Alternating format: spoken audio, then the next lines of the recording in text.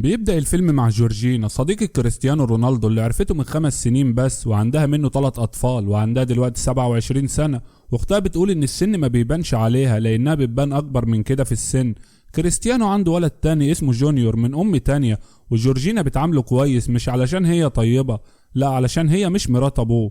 وبنرجع بالزمن لورا وبتحكي عن لقائها الأول مع كريستيانو رونالدو، وبتقول إن اللقاء الأول بينهم كان يوم خميس في الصيف. ولما سألوا كريستيانو قال انا مش فاكر اليوم قوي، بس طالما جورجينا قالت يوم خميس يبقى يوم خميس. وبتكمل جورجينا وبتقول انها كانت شغالة في محل ملابس، وفي اليوم ده قابلت كريستيانو، واول ما شافها اعجب بيها قوي، وكان كل يوم بيجي لها بعد الشغل ياخدها بالعربية. وبتقول انها كانت الصبح بتروح الشغل بالاتوبيس، وبالليل بتروح بعربية بوجاتي. ولما سألوا كريستيانو قال انا ما كنتش قاصد، انا كنت بنزل الجراج واخد اي عربية ماشية مع الطقم، فيراري بوجاتي اي حاجة، بس عايز اعرفك شيء، انا بحب جورجينا. وبتقول جورجينا في اليوم اللي اتعشوا فيه مع بعض ايديهم لمست بعض بالغلط، ومن يومها وهي ماسكة فيه. وبدأوا بعد كده يتقابلوا لكن في السر، لكن الصحافة برضو كانت بتعرف. وكريستيانو بيقول انا كنت بتخفى كويس، بلبس حاجة على دماغي وحاجة على رقبتي، لكن برضو كانت الصحافة بتعرف. وبيقول انه لما قعد يفكر شوية مع نفسه اكتشف ان الصحافة كانت بتعرف من تفاحة ادم. وبيقول معرفناش نداري حبنا على الصحافة، بس انا عايز اعرفكم حاجة، ان جورجينا بتحبني. وبتاخد جورجينا طيارة الدون علشان تروح باريس تصمم فستان زينة، وبتخلص وبترجع. وتاني يوم بتاخد الطيارة علشان تروح روما علشان عندها مناسبتين. ولما سألوا الديزاين اللي عمل لها الفستان اللي بتعمله مع جورجينا مش بتعمله مع نجوم تانية، قال النجوم التانية بنحاول نبرز جمالهم على قد ما نقدر، لكن جورجينا بنحاول نستر على قد ما نقدر. وجورجينا بتاخد اختها وبيروحوا المدينة اللي اتولدت فيها، وبتروح لاصحابها علشان توريهم هي وصلت لحد فين في حياتها. وبتروح لمحل حلويات كانت بتشتري منه زمان، وبتشتري كل اللي نفسها فيه. بعدها بتطلع على افخم مطعم في البلد اللي كان نفسها تاكل فيه زمان، وواضح كده ان اختها كمان كان عندها نفس الامنية.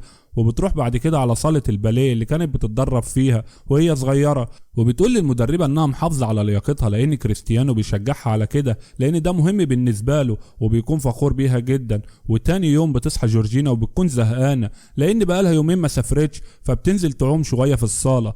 وبتاخد طيارة كريستيانو اللي كل حاجة فيها مكتوب عليها اسمه، وبتعزم اصحابها على اليخت بتاع كريستيانو. واول ما بتوصل جورجينا بيبداوا اصحابها يسقفوا لها، بتطلع على اليخت وبيبداوا اصحابها يسقفوا لعيالها. واختها واصحابها بيقولوا ان امتع لحظة في حياتهم وهم بيسقفوا لعيال جورجينا، وبتعزمهم على الغدا في بيت كبير جدا على فرختين وطبق رز، وما تعرفش بيصوروا الفرختين ليه. وجورجينا بتقول انها دلوقتي ست مشهورة جدا وعندها حوالي 23 مليون متابع على الانستجرام، وانها على طول مشغولة في شراء المجوهرات والشوبينج، لكن ده ما يمنعهاش انها تكلم الدون على التكنولوجيا، هما بيقولوا عليها كده. ولما بتزهق من التكنولوجيا بتاخد الطيارة وبتروح تشجعه وترجع تاني. وبيجي عيد ميلاد جونيور وبتاخده وبتروح البارك وبتكون قافلة، بس جورجينا بتفتحها وبتعزم اصحابها كلهم علشان يسقفوا. وبيقولوا برضو ان امتع لحظة في حياتهم وهم بيسقفوا لاي حد من طرف جورجينا يعني.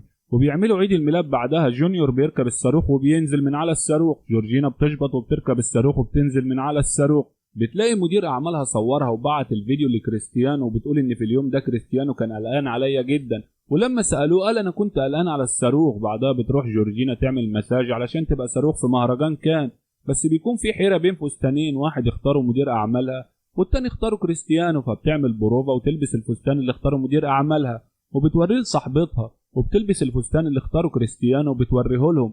ومش عارف الاخ ده جوه بيعمل ايه وهي بتلبس.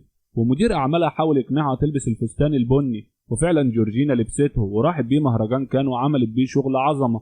ولبست الفستان التاني في حفل تاني علشان ما تزعلش كريستيانو، وقدموا لها جائزه الصداره لانها احسن واحده مصدراها. في نهايه المسلسل بيسالوا جورجينا 3 اسئله. اول سؤال هو الكلام ده كله بجد ولا حقن؟ قالت الامكانيات كلها حقيقي ما عدا شعرها لانها بتحقنه. والسؤال الثاني تحبي تبقي اندبندنت وتعملي كارير؟ قالت له كارير في المواسير وبتضحك. والسؤال الثالث ما رضيتش تجاوب عليه.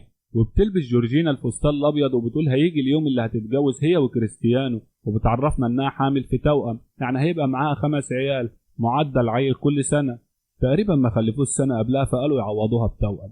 وكريستيانو بيقول انا بحب جورجينا وهي بتحبني، وده علشان جورجينا لما كلمته قالت له قول اي حاجه بس عرفهم انك بتحبني.